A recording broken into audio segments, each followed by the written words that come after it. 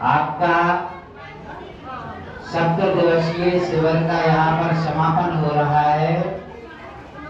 इस समापन को हमें परम पूज्य गुरु आचार्य ज्ञान सागर जी महाराज, आचार्य प्रवर श्री विद्यासागर जी महाराज, पूज्य निर्यापक श्रवण मुनि कुंभ श्री सुधा सागर जी महाराज, इन सबके चरणों में अपनी विनती निवेदन करना है कि उनके पावन आशीर्वाद से, उनकी प्रेरणा से एक ये उपक्रम पूरे देश में हुआ कि हम लोग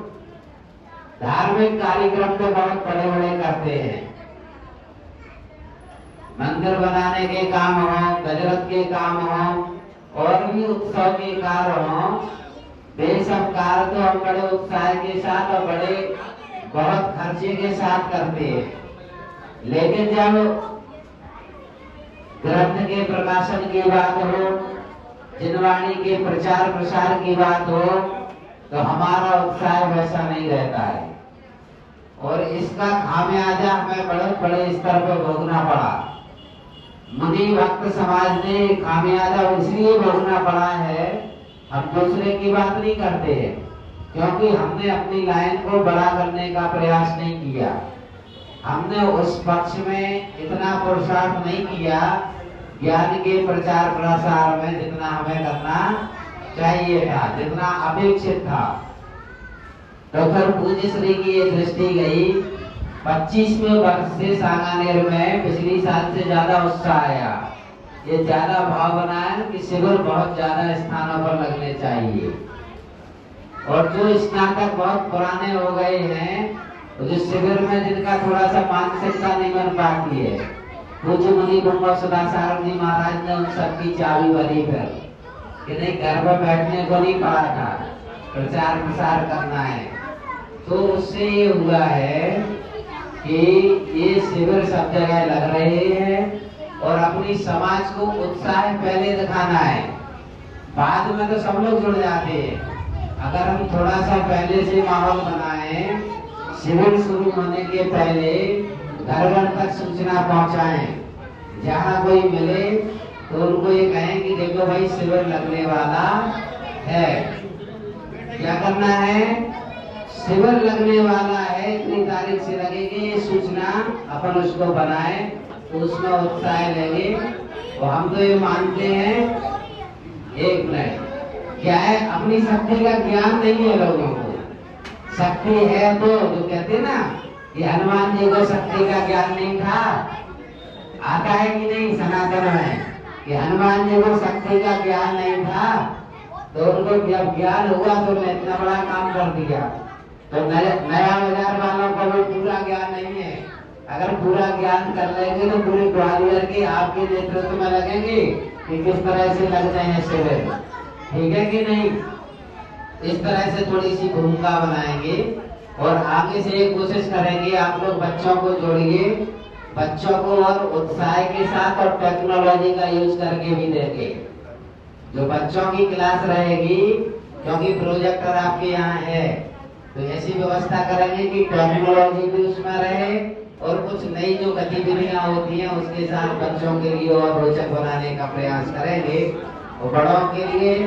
ऐसे ही भैया जी की व्यवस्था करने की पूरी भावना रहेगी कि जो आपके जो पढ़ रहे हैं विषय, कम से कम उसकी जिज्ञासाओं का समाधान देने में अपने को समर्थ लगे कि ये ठीक है। ऐसा अपना यहाँ नया बाजार का रहेगा। तो इसी भावना के साथ कि समापन का अर्थ यहाँ ऐसा ही लेना, कोई वृक्ष से, जैसे अभी आम का मौसम चल रहा है, गाय का मौसम चल रहा है, आम का, तो जैसे ही आम जो है ना टपक जाते हैं, फिर अगले वर्ष और आते हैं, नए आम आते हैं। तो ऐसा ही समापन है कि अभी तक जो अपन का था इस रूप में समापन हो रहा है, अगले बार और नए उत्साह के साथ, नई चीजों के साथ श्रवण संस्कृति संस्थान के तत्वावधान में फिर से सब लगेगा। इसी भावना के साथ मैं तो आप सबका आभारी हूँ।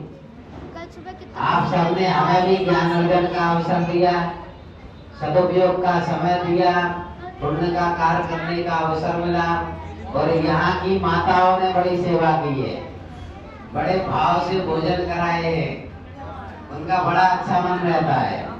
तो ऐसी समाज की ऐसी एकता बनी रहे, ऐसे भाव बने रहे, इसी भावना के साथ श्रवण संस्कृति को आपका श्रद्धान है,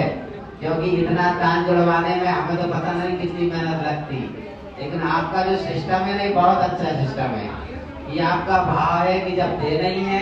तो आप उस चीज में ज्यादा समय व्यर्थ नहीं करवाते हो, अपने हिसाब से जोड़ लेते हो और वो एक सम्मानजनक राशि होती है, जो एक अच्छा सम्मान है। इस शिविर में आप लोग इतना देते हो। ऐसी एक समाज हमने रांची में देखी है।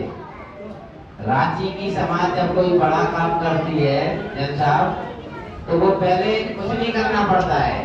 अगर करोड़ों का भी काम करना है तो वो फोन पे जोड़ लेते हैं और फिर सबको कहते हैं कि जिसके जो भाव हों वो उससे जुड़े, ऐसा अपन लोग काम कर रहे हैं। बस ये निर्णय वो करते हैं सबके साथ बैठकर कि ये काम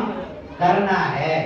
जब काम करना है तो समाज अपने आप सहयोग करती है, क्योंकि सब लोग समाज को उसमें अपने भाव बनाए हैं। और देखिए अपने पास तो ऐसी विदुषी है, डॉक्टर अल्पना जी जैसी विदुषी है, विद्वान भाई के जैन साहब हैं, और धर्मेंद्र जी भी कम नहीं है। धर्मेंद्र जी धीरे से खिसकाते हैं, इनको कोई चीज पता होती है तो ये बढ़िया इतना धीरे से पूछते हैं, अगर जानकारी लेना हो तो बाद में पता चलता है कि ये क्या चीज है। तो सब लोग यहाँ पर लगाव है, और सबसे अच्छी बात है इस समय ऐसे बड़े शहर में होकर जनवाणी सुनने का, देव शास्त्र की आराधना का भाव बन रहा है, तो यही हमारे भाव होने की निशानी है।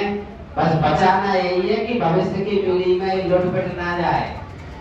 अगर दोष हम पे ही आएगा तो कम से कम इसको हम बचाए रहे। ऐसी भावना के साथ सभी को जय जनेन्द्र और सभी का बहुत बहुत धन्यवाद।